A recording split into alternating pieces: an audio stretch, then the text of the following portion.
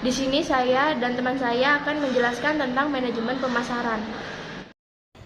Dan saya Rino Karisma Maulana dengan NIM 23104111106. Perkenalkan, nama saya Aurora Najla Bahtiar dengan NIM 2310411125. Manajemen pemasaran adalah suatu proses yang melibatkan analisis, perencanaan, pelaksanaan, dan pengendalian terhadap program yang telah dirancang untuk menciptakan, membangun, dan mempertahankan pertukaran dan hubungan yang menguntungkan terhadap pasar. Jenis-jenis pemasaran adalah pemasaran tradisional seperti pemasaran iklan, terus pemasaran siaran, pemasaran langsung, dan pemasaran digital. Ada pemasaran digital melalui sosial media, email marketing, pemasaran konten. Lalu ada pemasaran langsung seperti penjualan langsung, telemarketing, pemasaran surat langsung. Lalu yang keempat ada pemasaran rasional yang seperti program loyalitas pelanggan, manajemen komunitas. Dan yang kelima adalah pemasaran sosial seperti kampanye kesadaran publik dan pemanasan advokasi. Manajemen pemasaran ini memiliki tujuan. Yang pertama, memahami kebutuhan dan keinginan pelanggan. Yang kedua adalah menyediakan produk atau jasa yang sesuai. Yang ketiga adalah membangun hubungan yang kuat dengan pelanggan. Berikut adalah manfaat manajemen pemasaran. Yang pertama, meningkatkan penjualan dan keuntungan. Yang kedua, memperluas pangsa pasar. Yang ketiga, meningkatkan kepuasan pelanggan. Dan yang terakhir adalah meningkatkan inovasi. Selanjutnya ada pemilihan merek. Nah, dalam pemilihan merek ini harus memenuhi 5 kriteria yang ada. Yaitu yang pertama ada memorable atau mudah diingat.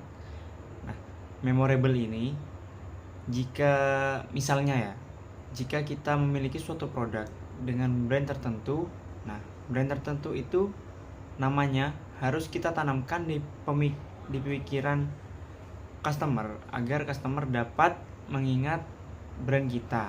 Nah, titik ini merupakan titik tertinggi dari pemilihan dan kriteria merek yang bertujuan untuk meningkatkan penjualan produk secara pesat.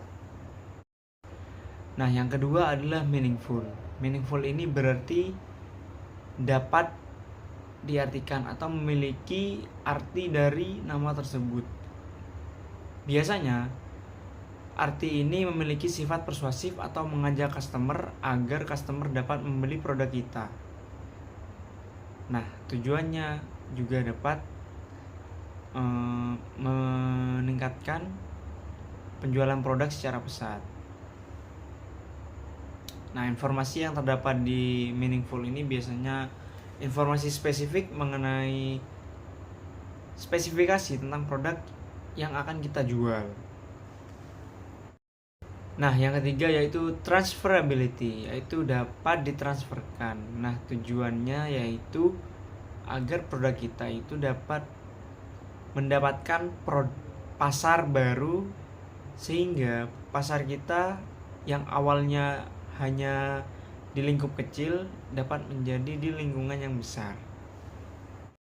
Nah, selanjutnya yang keempat ada adaptability, yaitu mudah beradaptasi. Tujuannya yaitu agar produk kita dapat mengikuti tren pasar sehingga menciptakan produk yang fleksibel, yaitu jika produk kita ketinggalan tren akan mengakibatkan penurunan permintaan dari customer. Agar hal itu tidak terjadi, kita harus adaptability, yaitu mudah beradaptasi dengan pasar. Contohnya, jika logo dan desain kita udah ketinggalan pasar, kita harus mulai merubah dan mengupgrade logo atau desain kita supaya desain kita dapat diterima oleh customer kita. Nah, selanjutnya yang terakhir yaitu yang 5, protectable, dapat dilindungi. Nah, produk kita itu harus didaftarkan ke badan hukum agar dapat dilindungi oleh badan hukum dari kompetitor. Nah, kompetitor kan biasanya sering meniru atau menduplikat nama atau produk kita secara plak. Nah, agar hal tersebut tidak terjadi, kita harus menerapkan cara protectable ini dengan cara mendaftarkannya ke badan usaha.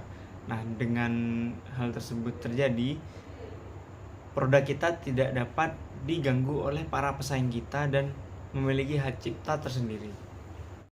Nah, dari fungsi dari brand dan pemilihan merek yang sudah saya jelaskan tadi, kalian tahu nggak fungsi pemakaian merek? Nah, yang pertama itu ada sebagai tanda pengenal untuk membedakan hasil produk kita dari beberapa orang. Nah, supaya produk kita juga gampang diingat oleh customer, kita harus menggunakan metode manajemen merek ini. Yang kedua, sebagai alat promosi, sehingga dalam mempromosikan hasil produksinya cukup dengan menyebutkan mereknya. Nah, hal ini juga efisien.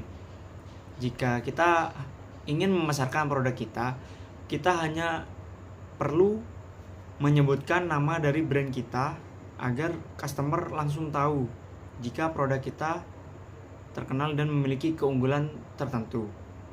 Selanjutnya, sebagai jaminan atas mutu barang. Nah, dari merek ini kan juga kelihatan bahwa merek juga memiliki kualitas yang baik.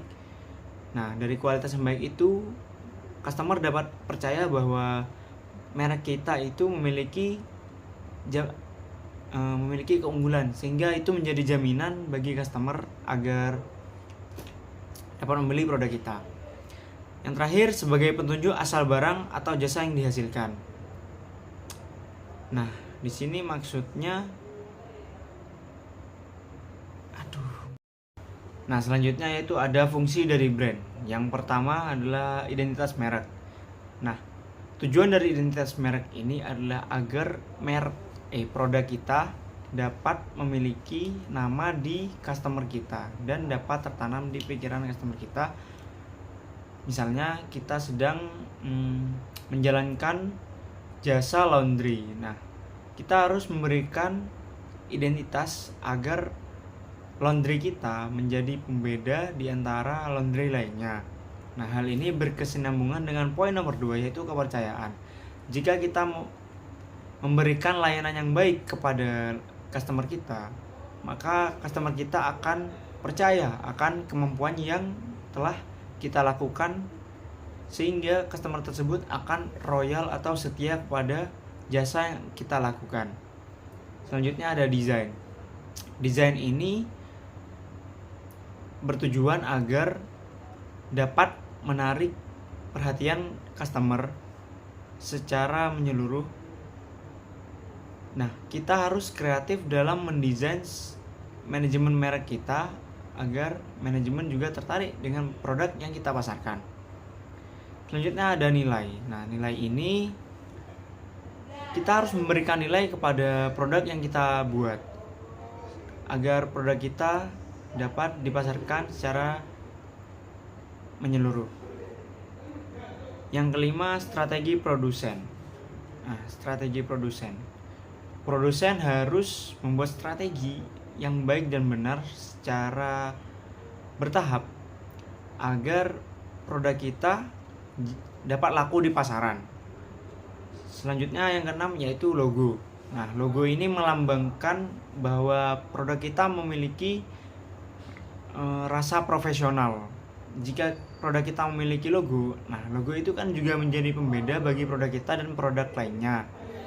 Maka dari itu produk kita memiliki nilai unggul dari produk lainnya. Yang ketujuh ada advertising. Kita harus pintar-pintar dalam memberikan atau memasarkan produk kita secara iklan. Nah, iklan ini juga peluang yang bagus untuk memasarkan produk kita agar dapat meningkatkan penjualan produk dan memberikan kepuasan pada pelanggan. Sekian presentasi dari saya dan kelompok kami. Terima kasih, kurang lebihnya mohon maaf. Wassalamualaikum warahmatullahi wabarakatuh.